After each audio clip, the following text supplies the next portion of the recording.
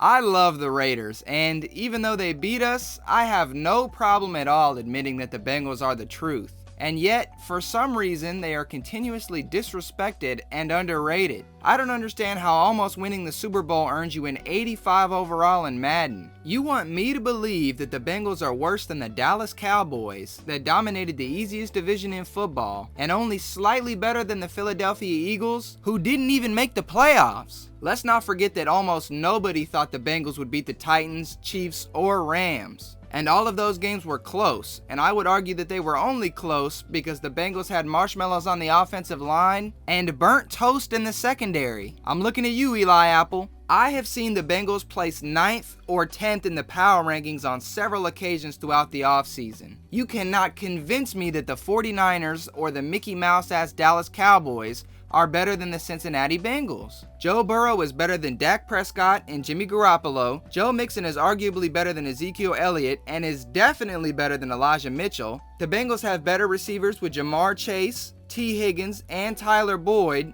and the Bengals have a better defense. Somebody please explain in the comments what makes those teams better, because I don't get it. I have also seen the fluke narrative discussed several times by numerous people since the Bengals lost the Super Bowl. The Bengals' biggest offseason loss was CJ Uzomah. I could see somebody arguing Larry Ogunjobi, but it doesn't really matter because both of them were replaced. I don't understand how anyone thinks this young team will be worse with the same core players and a better offensive line. I honestly think they'll be better. Jamar Chase finished 4th in receiving yards and 3rd in receiving touchdowns on only 81 receptions and somehow ended up in 87 overall in Madden. He's not even ranked in the top 10. For reference, Keenan Allen, who is somehow ranked 8th, finished 13th in receiving yards and 25th in receiving touchdowns on 106 receptions, and he's a 91 overall. Jamar absolutely cooked this fraudulent 98 overall for damn near 60 in-game minutes, and you want me to believe he's only an 87 overall? Bullshit. And how is Anthony Munoz the only Bengal in the Hall of Fame? Chad Johnson, Ken Anderson, Boomer Esiason, Ken Riley, Willie Anderson, and arguably Corey Dillon should be in the Hall of Fame. Chad was dominant throughout the 2000s, Ken and Boomer both won MVPs, and Willie Anderson used to destroy pass rushers. But they have all been snubbed because the Bengals are the most disrespected and underrated team in the NFL. If you enjoyed this video, I would appreciate you leaving a like, a comment, and maybe even hitting that subscribe button. And as always, I hope to see all of you in the next video.